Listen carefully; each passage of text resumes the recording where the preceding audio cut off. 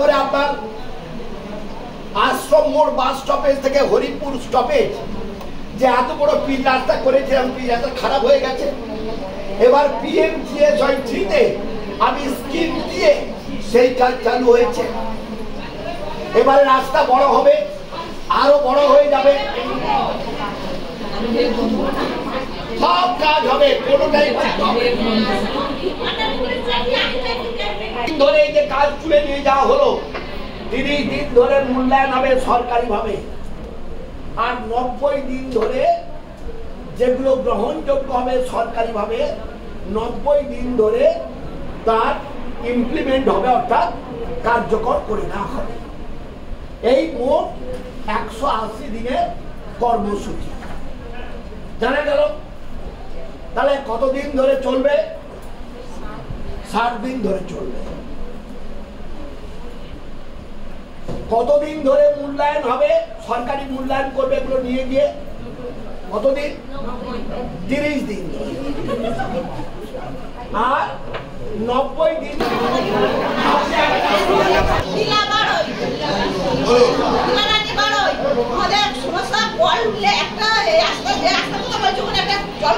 খুব অসুবিধা হয়। একটা কল লাইনের কাছে দিয়েছে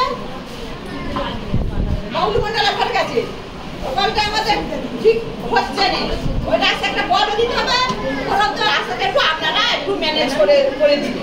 ওটা সরকারি লাইনটা রাস্তা, কিন্তু আমরা মানে 20-25টা ঘর আছে, আমাদের খুব অসুবিধা হয়।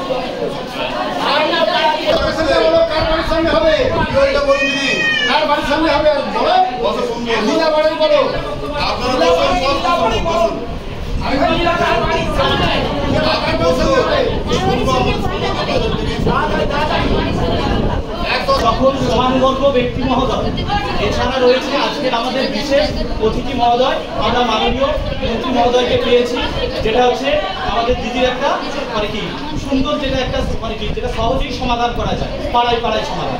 এই সমাধানে আমাদের 160 নম্বর বুথের তরফ থেকে আমি একজন সদস্য হিসাবে মহোদয়ের কাছে আমার একটা আর্জি জানাচ্ছি যে আমরা চাই যে আমাদের যে দক্ষিণ গোবিন্দরামপুর অবৈতনিক প্রাথমিক বিদ্যালয় রয়েছে, ওখান থেকে মিনিট 10 হইতে মাননীয় সঞ্জয় দাস মহাশয় ওনার বাড়ির নিকটে ওখানে একটা কলের ব্যবস্থা যদি করে দেন মহোদয়, তাহলে ওখানে সেটা এখানে উঠবে।